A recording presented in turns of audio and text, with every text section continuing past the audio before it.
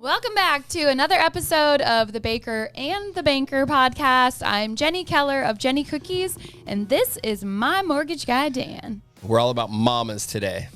Let's do this. Well, I can tell you that we both have really great moms. Yep. We're both blessed. And I know there's a lot of people out there that have really great moms. There's people that had really great moms. And there's people that maybe were not blessed with really great moms. And my heart breaks for that because I would not be the person that I am today. I don't believe I would be the husband that I am today without my mom. So I was raised by a really great mom and a really great dad. But you've said this before with Allie, and we both have talked about this, the way that husbands treat their wives in front of their kids, their daughters pick certain traits up of how it's like to be treated, and their sons learn how to treat a woman. And so I've always had the utmost respect for my mom growing up, and yes, I think I was a mama's boy. I agree. Well, tell me some things. Let's talk about it. Let's talk about our moms. I mean, tell me some, think maybe special memories with your mom or things that you learned from your mom. Yeah, I think the things, my mom wasn't and isn't super outgoing and what do you call that? Vocal. But it wasn't what my mom said, it was what my mom did. Some of the greatest skills that I think I have learned in life came from my mom. So when we were growing up, so I had one sibling, Angie, younger sister, and I just remember my mom was a workhorse. She just freaking worked. Just like you, took really great care of the house. The house is always clean. Yes, there's chaos, but at the end of the day, it was clean. The dishes were done. It was just clean. But my mom worked at the school in the cafeteria. She ran the cafeteria. Okay. And then when we got home from school, during different phases of growing up, my childhood, she would work evenings 3 or 4 days a week at a local auto parts store as a cashier. And then 2 or 3 weekends a month, maybe, I don't know, got to get my numbers right, but something like that, she would clean the church. And we would tag along with her, and I would help. Angie and I would help. You got to be in the church with nobody there? Yeah. That was probably fun. Oh, yeah. Oh, the church and the bathrooms and the nursery and the behind where they do baptisms and all that stuff. But it was mainly just the vacuuming and dusting and cleaning, stuff like that, but windows. But she worked. She flat out put in the work. She put in the work at home. I learned vacuum lines and cleaning from my mom. Love a vacuum line.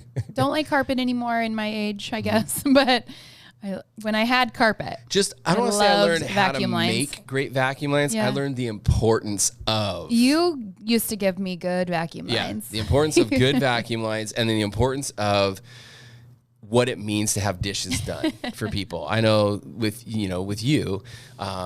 Dishes are one of my least favorite things to do, and they're also one of your least favorite things to do. Yeah. Mostly mine because my nails, like when I get a shellac manicure, it takes it off. Yeah. And so it's not that I don't want to do the dishes. It's just like, it's a waste of money that I'm getting my nails done. And Dan's like, we have kids. The kids should do the dishes. But I don't want to wait around for the kids to get home or even fight the battle sometimes. But Yeah. So I think with my mom, it was what she did. She was a great leader. So I always say this in leadership, there's 3 leadership styles. There's dictatorship, like, hey, do this or you're going to get X, right? Yep. Or we're going to whoop you. There's dictatorship. There's servant leadership, which was how Jesus led, right? Servant leadership. And then there's lead by example. And my mom was the ultimate, she just put in the work. She just did it. And that's where I learned a lot of things. And I just think she was always there. Growing up, I was an athlete, played sports, and she never missed a baseball game and always had my lunch packed and was always thinking one step ahead. I think my mom would have made a great personal assistant if she was a little bit younger and wanting to work. She'd be a perfect executive assistant or perfect personal assistant for me. She was always just one step ahead of what you needed. Just an incredible caretaker and loving and supportive. So I think it was just learning how she lived and how she worked her fanny off. And maybe that's why I work so hard. One thing you told me about your mom that I think is really cute is now that we have Hudson playing baseball, he plays on Mother's Day, and Allie actually plays volleyball that same weekend too. And he's like, oh, there's always baseball games on Mother's Day. And he's like, I used to always hit a home run for my mom on Mother's Day. And I think that's really cute. And I also know because your mom would she's to this day, always knows like the newest thing at the grocery store. She'll have like the newest chips or the newest cookies or the newest whatever there is. Oh, yeah. And so I can only imagine what your lunches were like as a kid. And I remember you telling me like my mom would put Snickers bars in my lunch. I'm like, what? Well, I can only imagine. You probably had the best lunch. We had really great lunches, but here's another thing that I learned from my mom. And I'll get back to the baseball thing in a second now that you're on this. My mom was the ultimate thrifty person, like coupon cutter. She could pinch a penny, and she had to because my dad didn't make a ton of money. My dad's support a family of 4 on a $30,000, $35,000 a year income. I mean, that's not easy, and mortgage and everything, and sports. So just running the show at home, working full time, always there for Angie and I. Great mom. And one of the things when I actually started getting good at baseball, I'd be like, Mom, I'm gonna hit you a home run today. So cute. And I did a lot of the times. I'm sure there was some other Mother's Days where I didn't, but I think later as I was in high school and college, boy, it was my mission. I'm gonna get a good pitch to hit so I can drive one out of the yard for my mom. Yeah, it's so cute. So, but no, love you, Mom, if you're listening to this. Blessed to have an amazing mom growing up, and that truly, we'll talk about this here in a little bit, but I think parents, you have such an impact on your kids' lives when they're little and they're watching and they're listening to everything you say. So I'm super blessed there. But tell us about Kathy, which, by the way, both of our moms are named Kathy. Yours with a C, mine with a K. Yep. But and my grandma's name is Kathy too. So I have 3 Kathys in my life. It's a lot of Kathys. That's crazy. Well, I can tell you about your mom a little bit. I'm just going to say this. I know your mom takes so much pride in you and Angie. Like I didn't know you obviously growing up, but I just know she was one of those moms that like her whole life revolved around you guys. Like you are her pride and joy. She and Angie have the closest relationship. They literally still live together. Yeah. And I know that she would do anything for you. Yeah, I'm so lucky that Angie and her husband Rory have a mother-in-law suite. And my mom lives there, and it's amazing seeing the relationship that Angie and my mom. I tell Angie this. I've told Angie this, my sister, before that, and even some of her friends, that their relationship is just absolutely special between a mother and a daughter. It's awesome. And then Angie's little daughter Abs, and seeing that too. So no, it's quite special. But my mom, Kathy with a K, your mom, Kathy with a C, and your mom's pretty special too. Well, my mom does not like her name at all. So if did you not know this? I just feel like Kathy she goes by popular... Catherine. Okay. She is. She's Catherine at the bake shop. She just has never liked her name. So, Wait, she goes by Catherine at the bake shop? Yeah. If I call her, I'm going to start calling her Catherine. You should. I mean, we don't get to choose our names. So, if you want to be called something else, now's the time. Hey, call your shot. My mom, oh my gosh. Like, where do you even start? I mean, I wasn't super close to my mom when I was little. I was so close to my grandma and grandpa. I always loved my mom, don't get me wrong. But I just grew up I always wanted to be with my grandparents. And then they moved away. They moved like literally across the country when I was like in high school. And I feel like that was such a important time because that's when I got really, really close to my mom. Like we always were close, but not like that. And so when she and I, when I was in high school, I just loved that we just had this special time together where she would work and like even I worked in high school, but like we would always come home at the end of the night, like it'd be a school night, but like we'd stay up late and like just talk like on like I'd be on the love seat, she'd be on the couch and we'd be watching Friends or Thursday night TV, whatever. And my mom's always been the kind of person she's not judgmental. So I always had that super open line of communication with her. I always felt comfortable telling her everything going on in my life. I never felt like, I was a good kid, so I wasn't, there was nothing to report that was really bad. But I've always thought that with our kids I always felt comfortable talking to my mom about everything. And then as I grew up, I've watched my mom work harder than anybody I've ever seen. My mom never sits down. Like, yes, she sits down at the end of the night, I guess, to watch her TV shows. But I give her a hard time when she comes to our house. I'm like, Kathy, you're a guest. Yeah, be a guest. Sit down. But I love it when she's at my house because she is like she cleans. cleaning, rearranging. Like dishes. I love it. I'm like, Mom, you should come over. But that's how she is. That's why I have the most beautiful bake shop in the world, because she's there now. And like the flowers are planted outside in the pots, and there's a dog dish for the dogs that come by, and everything is sparkling clean. There's like perfect merchandise, you know, rearranged, and like the display looks beautiful. And I mean, that's just how she's been my whole life. Like my home that I've lived in has always been beautiful. We always had the vacuum lines. We had really strict rules as kids. And I joke about this with my friends. Like I wasn't able to sit on my bed. Like we couldn't sit on our bed. We were supposed to sleep in our beds. That was it. And like, I don't think it was the way my mom was raised. Like my grandma was very like, this is how, you know, what your room is for and what your bed is meant for, and all these kind of crazy maybe things. In the 40s, but I mean nowadays. I know, but we had clean bedrooms. Yeah. Like our homes were very, very clean growing up, and that's where I funny. get my kind of clean. So that's why you won't let me sit on the couch on the pillows and mess up your pillows. Oh my gosh, wives! Isn't it annoying when your husbands come and like lay and sit all over your decor pillows? Like they're comfortable at the base they're of your called back. decorative for a reason. Like Dan comes home and he literally takes the decorative pillow and he sits on it. I'm like, what are you doing? Like, there's a cushion on the sofa. I use it in my lower back. You don't it supports need that. my lower back, and then it makes a great armrest. It makes me crazy. So, yeah. Oh my gosh, my mom's the hardest worker. She is so fun. My mom's always up for an adventure. And, you know, my mom's always just taught me that, like, gosh, to stay positive. Like we've talked about this in previous podcasts, that like this too shall pass, right? I mean, life is hard, and she always looks for the good. My mom's usually like the one that roots for the underdog, you know, like you can't talk about anybody negative around my mom, because she will stick up for whoever you are saying something about, no matter what. I don't know if you've ever experienced that with her. I need to be more vulnerable with your mom and make myself appear more like the underdog instead of the superstar. And maybe she'll like connect more with me. My mom loves you. I know. I love your mom. But no, we've had fun times. I mean, we've gone on special trips together, the two of us. I mean, we've I don't know. I don't know. Special memories. I don't know if I could really document like one crazy one. In recent years, we've spent a lot of time in the car driving over to Moses Lake to see my mom, and that's always an adventure. Yeah. But antiquing. Yep. And now she's a dog mom, so I've really seen her love accelerate. You know, for Hattie. Hattie is everything to my mom. I love what that dog has done to your mom. Mm-hmm. She loves Hattie so much. We all love Hattie. Yeah. Everybody loves Hattie. Everyone loves Hattie. I feel grateful that that's how I was raised. You know, I think our moms are totally different personalities, but we both.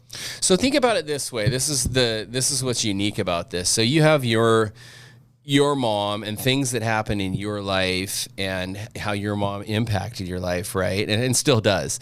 And then I too, growing up and how my mom impacted my life and helped form the adult man that I am. Your mom helped form the adult woman that you are. And we're both super attracted to each other's different qualities. Yeah. I love that. I think that's so cool that you can see Kathy with a C in Jenny and Kathy with a K in Dan. It's really neat. Yeah.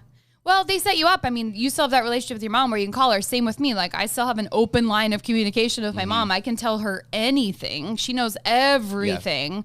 Yeah. And I don't ever feel judged by her, and I always can like call her and ask for advice. And I know that it's coming from an honest place. I mean, she's told me times before where like, you know, I was wrong, or, you know, where I needed to change the way I was looking at something, you know, that sort of thing. I don't know if I'm going to articulate that the way I mean it, but you know, she's honest with me, which is what you need when you need advice or when you need to talk through something. So I don't know. Yeah. We're lucky. I'm sure that you guys are bored listening about our moms, but we wanted today's podcast to be all about moms and just celebrate like how hard it is to be a mom. Like, cheers to our moms for the hard work and the challenges and the joys of motherhood. But also to you guys too, because I will say it is the hardest thing in the entire world ever, hands down. And I want to give a real quick shout out to your mom too, because I admire this about your mom. I know that your mom was dealt a very difficult hand, you know, as a young lady. And she is just super resilient and just amazing, just an amazing mom, and being able to overcome what she had to overcome. And raising you guys, and she's done a darn good job. So, Kathy with a C, if you're listening to this, we love you. And Kathy with a K, my mom, love you tons. Let's talk about challenges of being a mom. I got some notes. Oh, it's easy being a mom. What are you talking about? There's no challenges. Your job's cake. Number one, and it's different as you grow, right? But the first one I would say when you first have a baby, number one is your lack of sleep. I mean, you never think you're going to be as tired as you are. But even in the older years, like there's just something about being a mom that's like exhausting. Tired. Do you feel like that as a dad? No, because I go to bed at 10 o'clock. I mean, I'll never forget having a newborn. Never done it before. Wasn't like a baby person. Still not. But I wanted my own babies. And we have Allie. We bring her home from the hospital. Yeah. And this baby will not stop crying. Like crying. And Dan's like, what's wrong with her? You know, like, why won't she stop? I have to work in the morning. And this went on for 8 months. She had what they call a colic. Yep. So they basically have an upset stomach all the time, and nothing fixes it. It was insane. We changed formula. This was a hard time in our marriage. This was, I would you say, hated me. You resented me. I didn't hate you, but I was definitely like, hello, like you're the dad. I didn't sign up to like do everything. Well, and then I was the young dad. I'm like, hello, I'm the dad. Mom. I gotta work. You're the mom. It was hard. No, it was not good. And somebody had to be patient, because when you have a crying baby and like you're freaking out and you're like, why won't she stop crying? Like, I can't freak out too. And so I had to learn so much patience. I wish I could have that patience back. I think about it sometimes because I feel impatient now through the teenage years at times. And holy cow, I would have to put her in the car and I would have a route around like Marysville, Lake Stevens, and then she would sleep in her car seat. But at 1 in the morning. Never was more tired than when Allie was a baby. So remember the one time that you were like, Mom, I need a night to just sleep. Yeah. Can you come over? And she was like, oh my gosh, no problem, Jenny. I'll come over. She came over. She made spaghetti for us. Like she gave Allie a bath. Like we went to bed. And we get to sleep. And it's like, I don't know, 1 or 2 in the morning. And she comes to my room and she's like, honey, I'm so sorry. I can't get this baby to sleep. And so I had to get up. So no, I actually feel pretty confident about my early years in parenting. Good. Like that was a challenge we had to overcome. And I always say that's why Allie is such an easy kid now, because she gave me all the challenges as a newborn. But man, well, alive. the other thing that the challenges that you have, and this is what I talked about with my mom growing up, is lack of time. Oh my gosh. I don't know how my mom did it. I don't know how you guys do it. I mean, there's 24 hours in a day for everyone, but you guys seem to like extend it. Yeah. You guys seem to get like 32 hours in a day, but it's still, you get what could get done in 32 and done in 24. I mean, I've thought before, like sometimes when you're like, what'd you do today? And I thought, do you want to hear like everything? I mean, I don't even think I can explain every single thing I did. Yeah. I think women and men are so different. And one thing women can do really well, or maybe this is just you and I, but I can multitask like nothing else. You know, like my brain can have 1,000 tabs open. And even though that is stressful to have it going like that, I can be like, okay, we got a volleyball game here. I got to shoot this many. I need to order this product. I need the groceries. The dogs need to be walked. I got a vet appointment. I need the groomer. Allie's got an orthodontist. Hudson's got a dentist. Like, it's just all those things. Like, that's just how we have to do it. And that's why you're a mom, because I can't, my brain doesn't do that. But somehow we do it all. So I don't know. Again, shout out to moms. They somehow get it all done. One thing on my list is I think a lot of moms feel judged. And I talked about this in one of my other podcasts, that I think that that's like the easiest way to be offended for me personally, is to judge your parenting, because I don't know if there's anything else I work harder on, than making sure my kids are raised right. I feel like I try to do the right thing and I try to be a good parent, and we can only do as good as we know. Right. But like, I don't know, there's just something about somebody attacking your kids or your parenting styles or whatever. And I think women do it all the time. It's called mom shaming. Yeah. And if you go on social media, you will see this, and it needs to end. Like it really bothers me, because I think we should do this as moms, or even as just humans. You too, Dan. Like when you see a mom, tell her she's doing a good job, like, because I think we're constantly like questioning ourselves, like, are we doing okay? Like, is this right? Am I raising my kids the right way? Because all I want anyway is to raise really great kids, and parent them and keep them safe and, just all the things.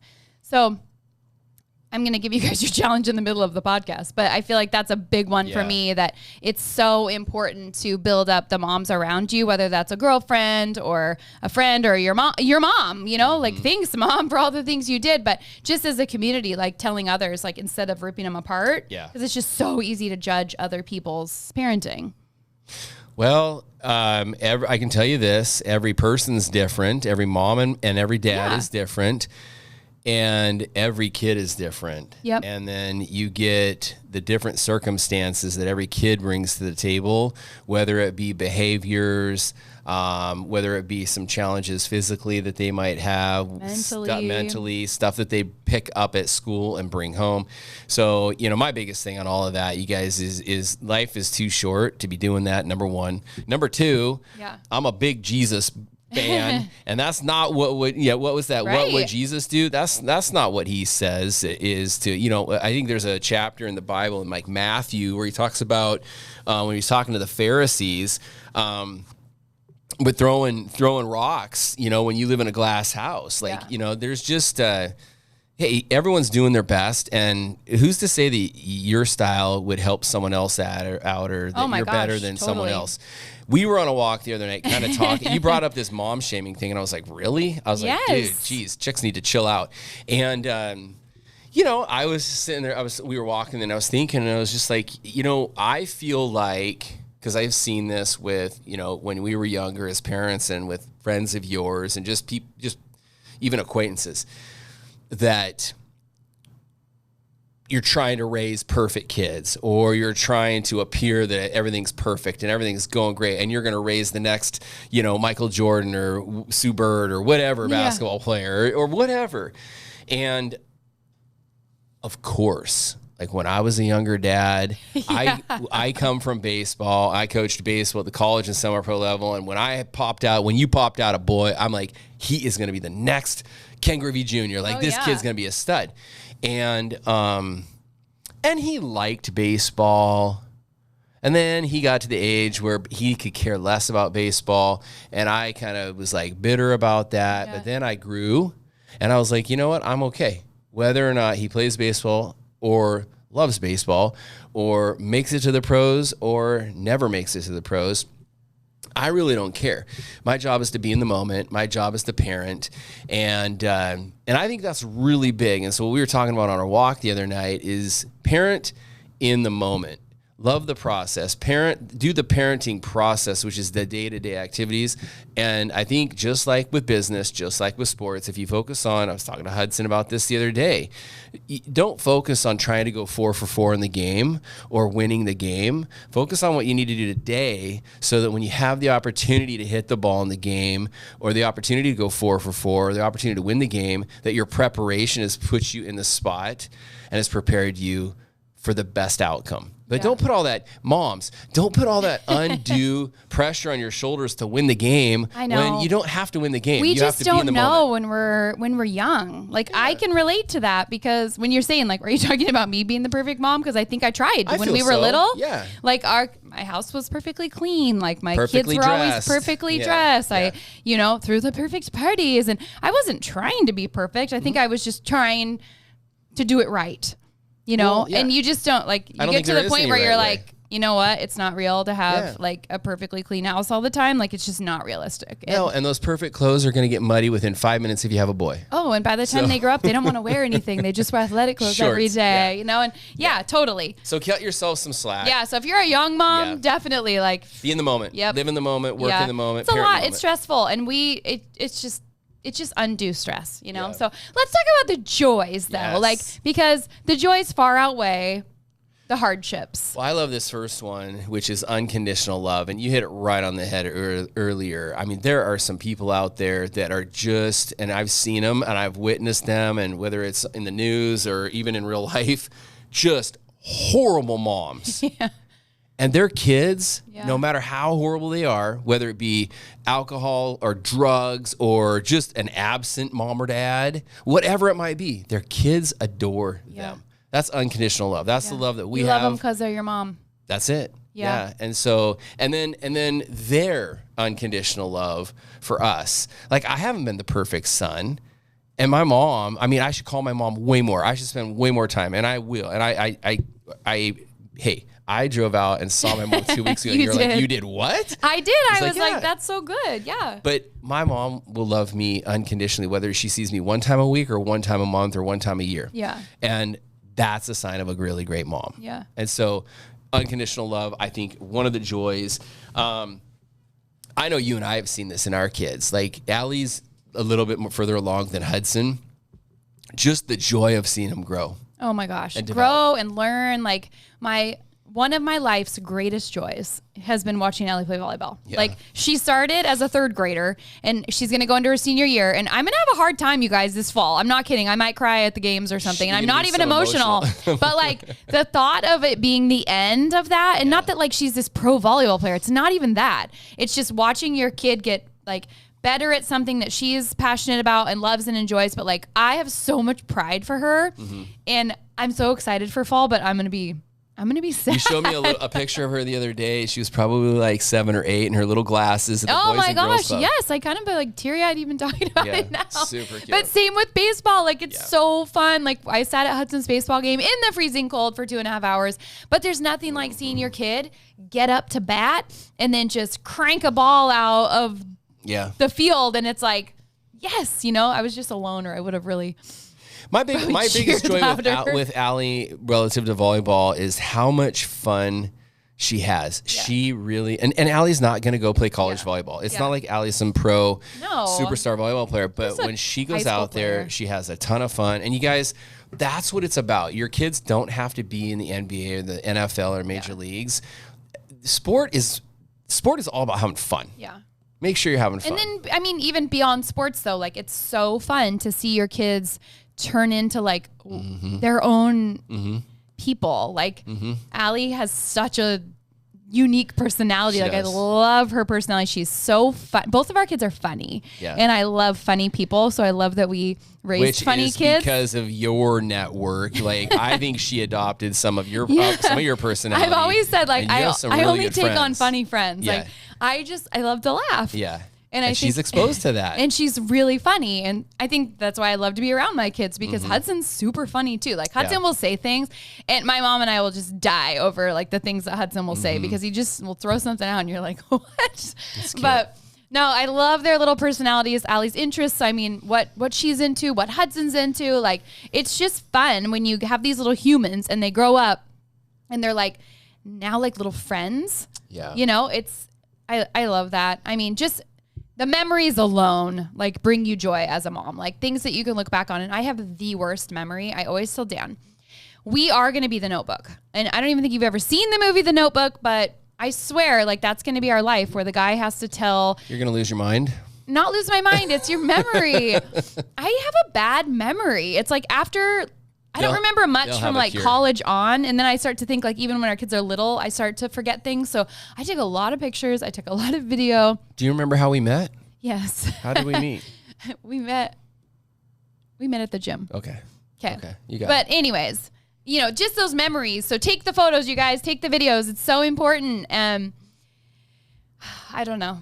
I mean, and okay, so let's get through this, because I could talk about moms all day, and they're like the joys and the stresses, but if you are a mom and you're going through it right now, let's talk about some ways that we can improve, because I think that's kind of in our nature, that we're constantly wanting to be a better mom. I know that I talk about it with my girlfriends every day. Like, I talk to maybe I don't talk to my friends every single day, but very often I talk to Kelly probably every day. Our kids probably come up every single day, right? Because we're constantly like, oh, I listened to this podcast, or I read this book, or this happened. And, like, it's just so important to have that network of girlfriends around you, or people around you that can kind of speak into your life.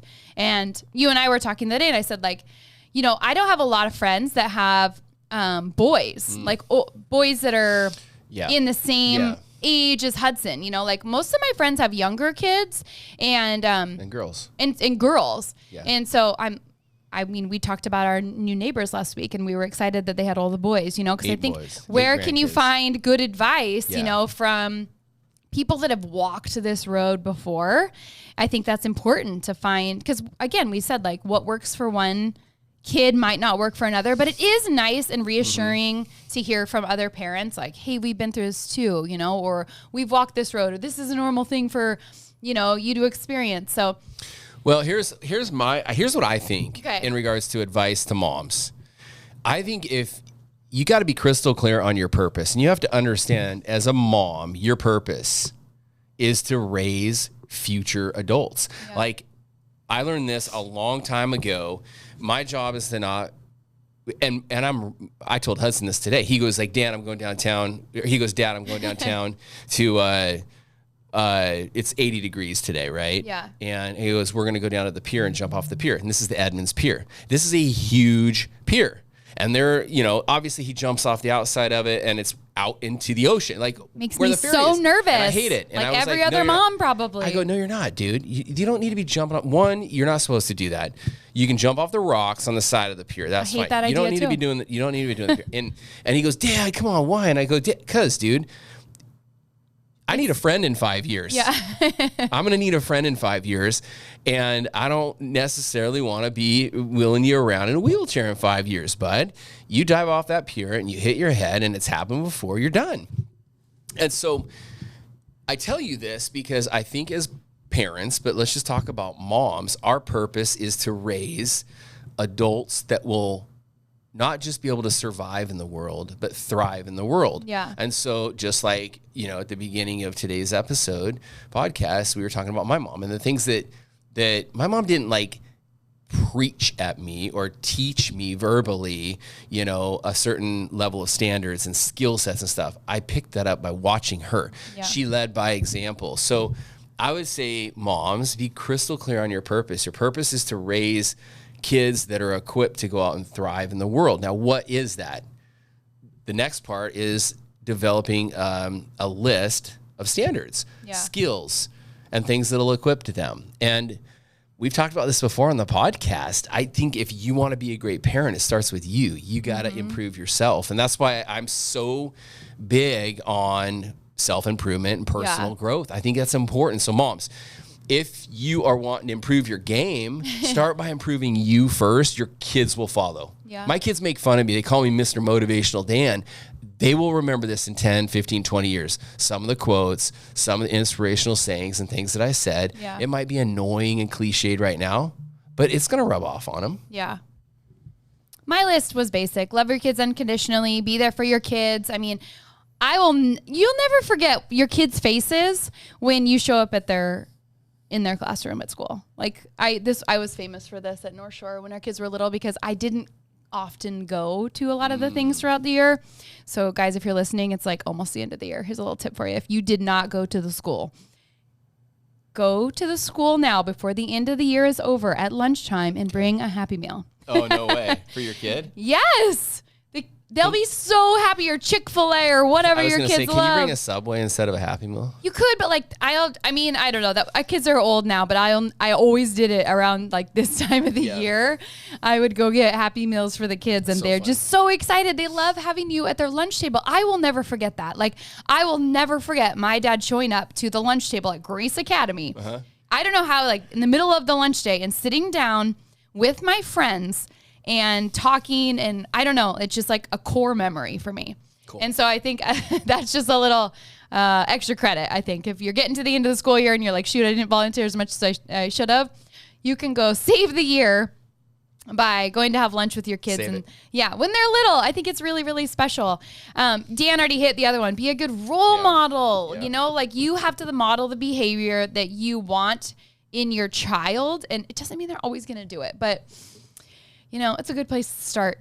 And being patient, like I said, I am working on my patience. I want to get back to that patient level that I had of when Allie was a baby, because I lose my patience quicker these days. I feel like you have become the patient one. Our roles have reversed so much. I don't know where your patience comes from lately. You yelling at me. Tell me. do You not. got to stop freaking out. You did. He used to freak out. And I would be like, okay, we both can't freak out. And now you're patient and I'm the one. So I guess we just make a good pair. Pray for your kids.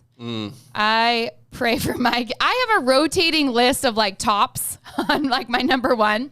And sometimes my friend Heather and I always joke about like, she'll send me something like, pray for this person and pray for that. And I'm like, okay, moving that to the top, moving this one down, because sometimes when you're praying, depending on what time of day it is, but like at night, for example, if you're praying at night, sometimes I can start praying and then I'm sleeping. Does that ever happen to you? So I got to get my tops in, before, but pray for your kids. There's a really good book out there called Praying Circles Around Your Children. It's by Mark Batterson. My office. Yeah, it's a good one. And then have fun. It's supposed to be fun, right? Pick your battles. Yeah. So guys that are listening, if there are any guys that are listening, this is for you. And I'm going to listen up because I know you're going to talk about this, but let's honor our moms for Mother's Day. What are some really good gift ideas for moms? I actually did a Instagram story today, and I asked moms, what do you guys really want? Because I'm going to write What do you really want, Jenny? What do they really want? I'm going to tell you what moms want. Just read them really quickly. Car detail. Clean house and a little pampering by myself. Taylor Swift tickets. Better Greens. Sleeping in Starbucks, time alone with my husband, a clean house, a massage day, and my husband to take the kids for an outing so I can do nothing. A full spa experience. Rest. Time with their adult children. To do nothing all day, for the house to be cleaned, not by me, coffee brought to me. This girl says plastic surgery at a 1-month spa. Everything done and prepared for the week. No cooking or cleaning. Homemade cards from the kids and iced coffee. Time spent together. Pedicure, massage, margaritas, Amazon gift card. A hotel room with no cell phone, room service, and a spa. Brunch at Disneyland. I like that one. Solo time at a spa or sun tanning. Somebody said maybe photos by Kelly for Mother's Day. Yes. Time with family. A dinner with my girls and hubby. Spa. Time with family and cookies. Spa day. House cleaned. Someone cooking me all the meals. A day off. ... Not with my kids. Clean house. A facial. A family hike with a picnic. Not prepared by me. Just a nice clean without me doing it house. Okay, guys, do you hear the theme? Yeah. Easy. Everybody wants time away. They want a clean house. And I think spa was a top contender. Yeah, it sounds like these are a lot of younger moms too. So yeah, guys, I don't know. Guys, I need to take this and post it on my page for all the guys out there. This is crazy. I can't believe how many say spa, time alone, clean house. Clean but house. It's true. You and I know this. Like, you could bring me flowers all day long, but when you clean the floors, it's like the best. Goes back to the 5 love languages. I see a lot of acts of service in there. Because moms are a lot of service moms providers they are. So yeah, when it comes to gifts, you should know your mom's love language. Yeah. I actually don't even know if I know my mom's. I'm gonna have to ask her. I'm gonna give my mom a quiz. I'll give my mom the 5 love languages quiz. I know my mom's Enneagram number, but I don't know her. I think I know my mom's love language. I think my mom would be quality time. That would be my guess. Yeah, I was gonna say that. Yeah. If it were from us, quality time. Cool. I think you just nailed the last portion. I'm actually going to steal that from you, and I'm gonna post it because I got a lot of friends that are men. That's all they want. Like, you don't have to go buy a bunch of stuff. Like clean the house, make them breakfast, and then take the kids for the day, and then send them to the spa. Like, that's the ultimate. So they just get to go. Even if you can't send them to the spa on Mother's Day, just clean the house, do a couple of things, do like a double decker. Mother's Day, clean the house, bring her coffee, a nice little meal or whatever. A nice card that tells them how much you appreciate them. Yeah, and then maybe during the week, you got to take the day off, and you're going to send mama to the spa. Yeah. There you go. All right. Even a pedicure. Pedicure. That's it. We always leave everyone with a takeaway or a challenge of the week. What's your challenge? Well, I gave you my challenge in the middle. I said, I want you guys to tell another mom in your life Stop the shaming. No, that they're doing a great job. Like, give them a compliment, write them a card, send them a text, tell them in person, like, hey, I just want you to know that I think you're a really good mom. And you can add to that if you want, what it is that makes a great mom. But I think it would mean a ton. I really do. I think moms don't hear that enough. Challenge of the week. Tell a mom she's rad. Yeah. Okay. All right, guys. I hope you have a wonderful Mother's Day this coming weekend. Happy Mother's Day. Thanks, Dan. We're going to be at baseball and volleyball. Happy Mother's Day, Mom. Kathy with a K. And Kathy with a C. Kathy with a C. We'll see you guys next week with the Baker and the Banker podcast. Goodbye.